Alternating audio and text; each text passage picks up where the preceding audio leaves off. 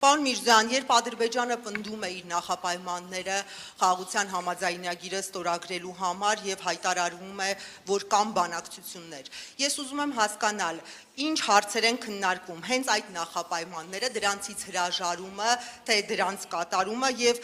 հարցի այսպես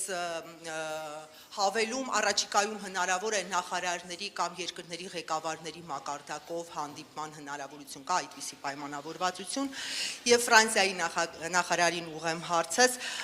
ԱՄՆ պետքարտուղար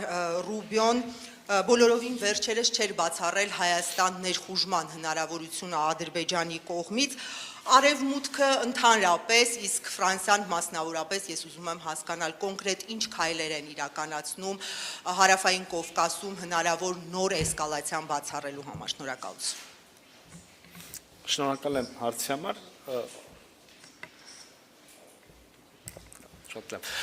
Ուրեմն գաղտնիք չի, որ այսինքն այս թեմաները, հարցը, որը դուք տալիս եք եւ առհասարակ դրանց հետ առնչվող թեմաները շատ լայնորեն հրապարակավ քննարկվում են, այդ թվում եւ դուք Տիկին Բետևյան, այդ թվում եւ հենց այս սրահում ինձ ուղիղ այդ մասին հարցելու բազմաթիվ առիթներ եք ունեցել, այսինքն Ադրբեջանը նշում է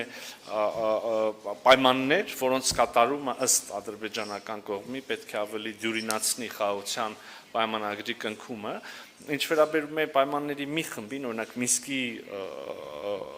կառույցներին, ապա օրակարգը մեզ համար քննարկելի է, եթե մեր մոտեցումն է, եթե չկա կոնֆլիկտ, բայց չկա կոնֆլիկտ, մենք հասկանում ենք ինստիտուցիոնալիզացված կերպով, որն է ստորագրված, ավերացված կամ այսինքն շատ ավելի պատկերացնելի շոշափելի խաղաղություն, ապա չկա նաև կոնֆլիկտին վերաբերող կամ կոնֆլիկտով զբաղվող դրա մանդատ ունեցող կառույցների անհրաժեշտությունը, բայց սա պայմանների մի խումբն է, մյուս խումբը այն է, որը որ դուք եք, մյուս պայմանը այն է, որը դուք նշեցիք, Հայաստանի սահմանադրությունը, եւ այստեղ մենք ունենք երկու ճանապարհ, այսինքն կրկին մեր մոտեցում ասել ենք, այս օրակարգը մեզ համար ընդունելի չի, բայց ուզում եմ առիթը օգտագործել եւ բացատրել։ Տեսեք, ունենք երկու ճանապարհ։ Եթե դիցուկ Ադրբեջանի մտահոգությունները անկեղծ են, անկեղծորեն Ադրբեջանը մտահոգված է, թե Հայաստանի սահմանադրությունը ունի տարածքային պահանջներ Ադրբեջանի տարածքային ամբողջականության նկատմամբ։ Այս դեպքում այդ մտահոգությունների ամենաուղիղ, հասցեագրման ամենակարճ, ամենաճիշտ, ամենաուղիղ ճանապարհը խաղաղության պայմանագրի ստորագրումն է, ոչ թե չստորագրումը, եւ կարող եմ բացատրել ինչու։ Այս պայմանագիրը ստորագրումից հետո մեր օրենսդրության պահանջների համաձայն պիտի անցնի վավերացման գործընթաց եւ առաջին հերթին պիտի դիմենք սահմանադրական դատարան, որը աշխարհում գոյություն ունեցող միակ մարմինն է, որը իրավասություն ունի մեկնաբանել մեր սահմանադրությունը։ Հիմա պատկերացրեք իրավիճակ, երբ մենք ստորագրում ենք պայմանագիր եւ հարցնում ենք սահմանադրական դատարանի կարծիքը եւ սահմանադրական դատարանը ասում է, որ սա համապատասխանում է սահմանադրությանը։ Այսինքն, իսկ պայմանագրում մենք ունենք գրած, որ մենք տարածքային պահանջներ չունենք միմյանցից եւ ահա եթե սահմանադրական դատարանը ասում է, որ ամբողջ պայմանագիրը, այդ թվում եւ այս պնդումը համապատասխանում է սահմանադրությանը, նշանակում է հարցը փարատվում է, ես կարող եմ ավել փաստարկներ բերել, բայց իշահ ժամանակի չեմ անի դա իհարկե, եւ եթե Ադրբեջանի մտահոգությունները անկեղծ չեն, ապա էլի, հիմա դուք հարցնում եք ինչ հունով կարող են գնալ քննարկումները, եթե հայտնի են այս պայմանները, քննարկումները կարող են գնալ ոչ անպայման, դուք մի քիչ ծայրահեղաբար որակեցիք,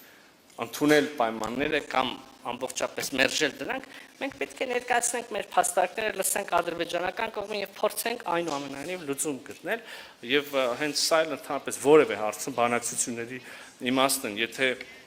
վերցնենք որևէ խնդիր, որտեղ կան երկու հակադիր դիրքորոշումներ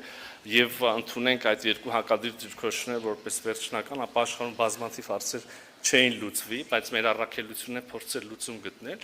եւ այս առումով եթե կարողանանք պայմանավորվածություններ ձեռք բերել առաջիկայում նախարարական մակարդակով, վարչապետի նախագահի մակարդակով նոր հանդիպումների, որտեղ կարող ենք ելի լուծում քննարկել ավելի ֆունդամենտալ կերպով քննարկել, քան դա թույլ են տալիս միջազգային օրինակ ֆորմատները ժամանակի տեղի առումով, ապա իհարկե մենք կարող ենք ողջունել միայն եւ մենք կողմ ենք այդպիսի հանդիպումներին։